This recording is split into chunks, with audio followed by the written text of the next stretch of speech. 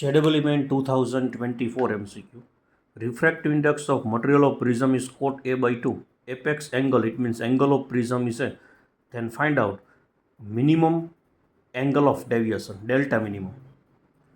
Now equation of mu, refractive index is sin A plus delta minimum divided by 2 upon sin A by 2.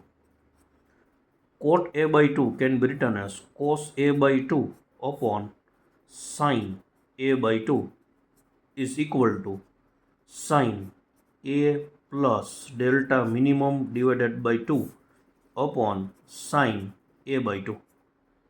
Here sin A by 2 is cancelled. Cos A by 2 can be written as sin pi by 2 minus A by 2 is equal to sin A by 2 plus delta m by 2. So we can write pi minus A is equal to A plus delta minimum.